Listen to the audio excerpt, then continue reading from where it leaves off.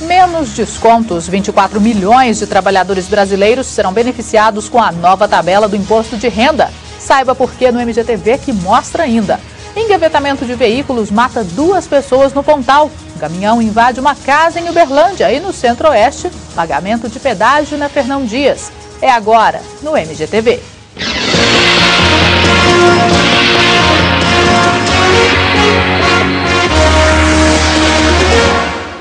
Boa noite.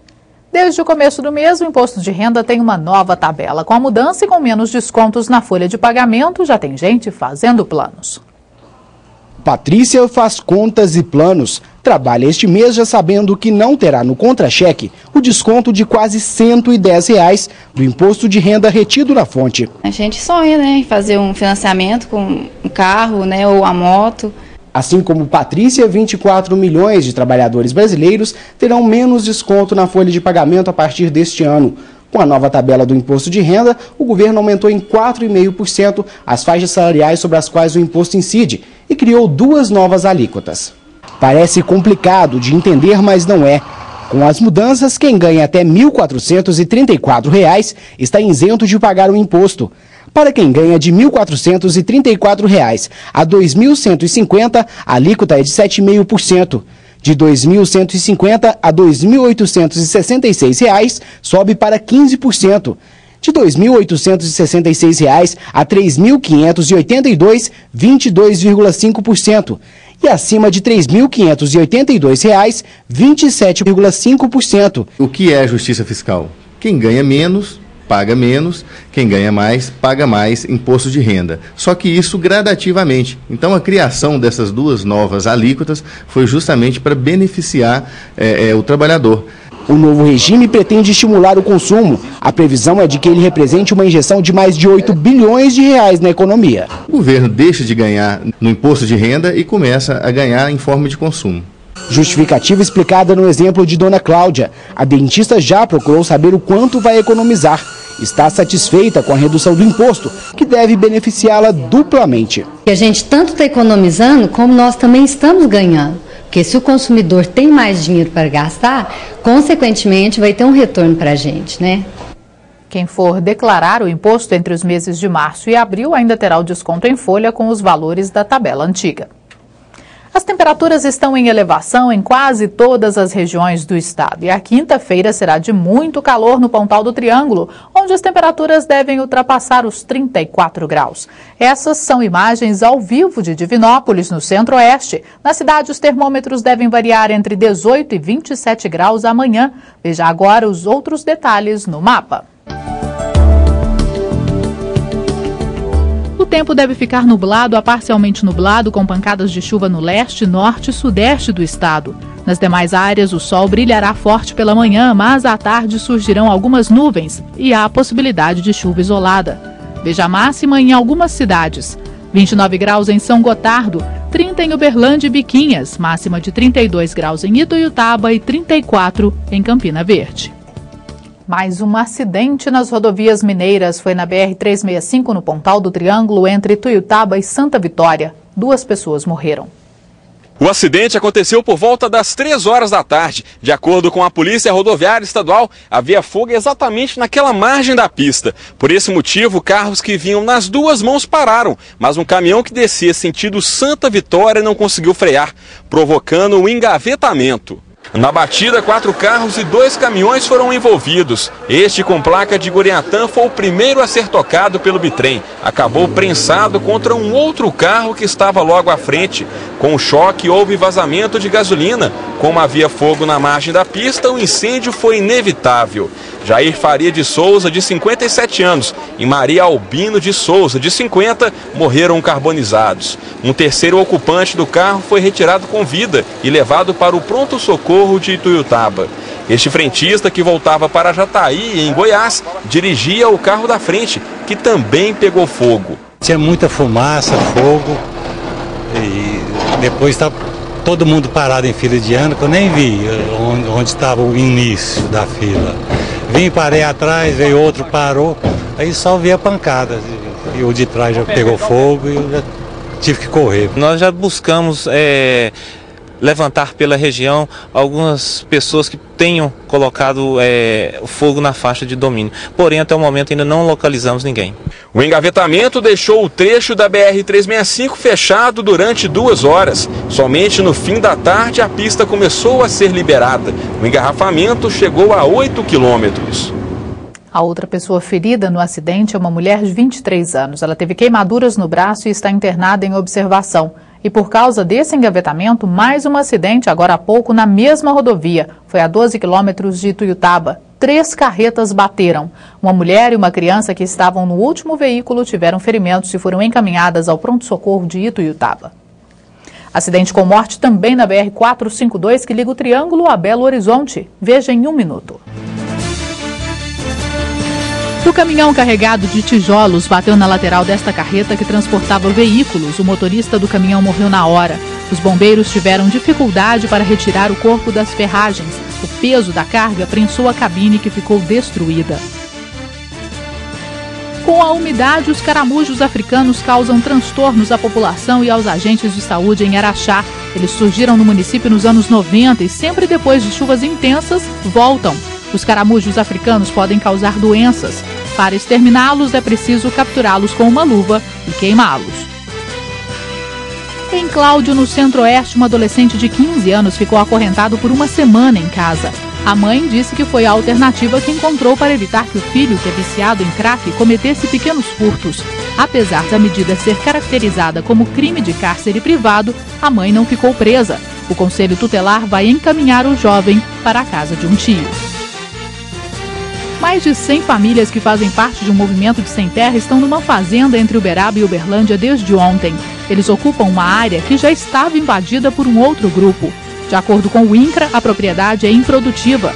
O proprietário da área contesta o Instituto e deve pedir na Justiça a reintegração de posse. A seguir, mais uma rodovia do Centro-Oeste com cobrança de taxas dos motoristas.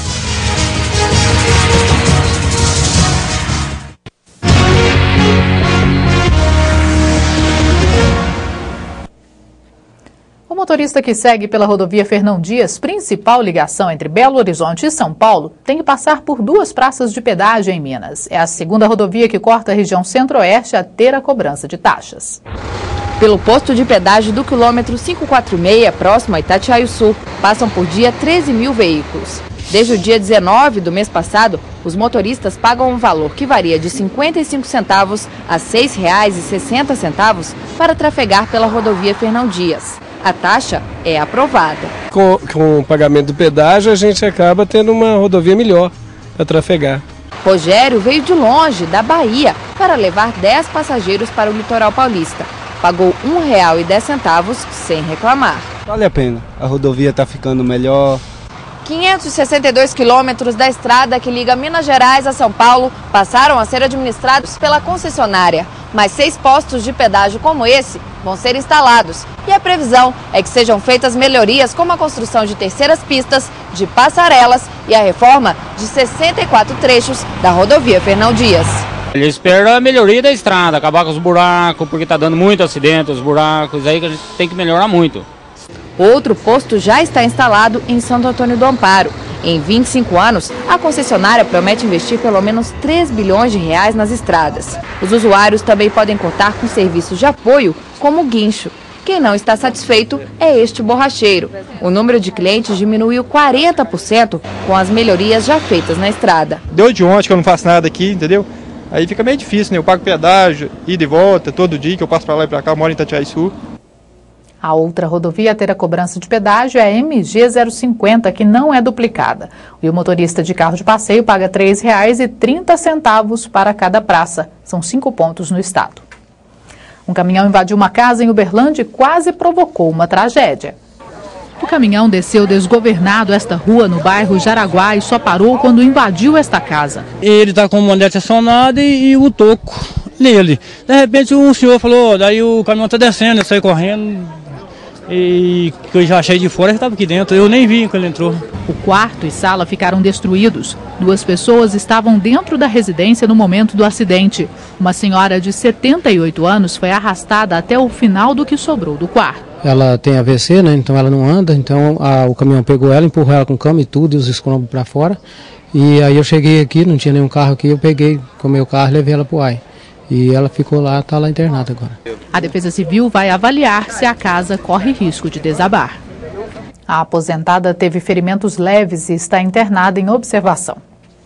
Há pouco mais de um mês, o MGTV Segunda Edição falou sobre uma ação do Ministério Público pedindo providências quanto aos problemas ambientais causados em Vazante, no noroeste de Minas, por conta da atividade de exploração mineral, principalmente sobre o aparecimento de crateras na zona rural. Esta semana, a terra cedeu mais uma vez. Quem chega ao município de 20 mil habitantes encontra ruas com pouco movimento, gente simples, acolhedora. Mas a tranquilidade desaparece quando Vazante é vista do alto. A paisagem verde deu lugar a imensas crateras, chamadas de dolinas. Formações geológicas que podem ocorrer no solo rico em calcário, como na região. Em Vazante nós temos um fator que acelera o processo de dolinamento, né? No caso seria a atividade minerária. Então a atividade minerária fazendo uma drenagem subterrânea, uma drenagem da água subterrânea, faz com que esses vazios que contêm água, né, esses vazios sofram um colapso mais rápido em função da falta de sustentação. O Ministério Público Federal entrou com uma ação para paralisar as atividades da empresa e responsabilizar a União, o Estado de Minas Gerais, o município e a mineradora pelos danos ambientais. Mas as crateras deixaram de ser uma realidade apenas da zona rural. Esta rua, caminho diário de seu Oswaldo há anos, desde o início da semana não é mais a mesma. Eu e minha esposa, quando à noite, que está chovendo muito, nós não dormimos não, preocupados com meus filhos e meus netos aqui, né? Susto no tamanho do trabalho para recompor o solo. Foram necessários mais de 40 caminhões carregados com terra e pedra para deixar a rua transitável. Esforço que não apaga o medo de quem vive na área. É a segunda vez que uma dolina atinge o terreno em 3 anos. Aqui o Mato Alto esconde o perigo. Trincas ao redor da cratera indicam riscos de mais deslizamentos. Algumas casas apresentam rachaduras nas paredes. Eu tenho medo. Muito medo de buraco assim, porque qualquer hora a gente está aí no fundo. É preocupante, né? Porque se uma dolina se forma numa área urbana, né, numa área habitada, uma residência, por exemplo, ou várias residências podem sofrer, né, um colapso ou mesmo desabamento em função do próprio afundamento do terreno. Eu vou me empenhar em conhecer profundamente, através de pesquisas, como que é a real condição do nosso solo, para que possamos, então, acompanhar todos esses dados juntos também à empresa mineradora. De acordo com a assessoria da Justiça Federal de Patos de Minas, o juiz José Humberto Ferreira intimou a União, o Estado, o município e o Departamento Nacional de Produção Mineral para que se manifestem em 72 horas, contadas a partir do momento que foram notificados. Em nota, a Votorantim Metais afirma que as dolinas são eventos geológicos naturais que ocorrem em regiões calcárias, como é o caso de Vazante, e que estes eventos, abre aspas, não estão relacionados às atividades da Votorantim Metais, conforme demonstrado em relatórios técnicos entregues para órgãos ambientais. Fecha aspas. E por hoje é só. A gente se despede com imagens ao vivo de Divinópolis. Obrigada pela companhia, uma boa noite para você e até amanhã.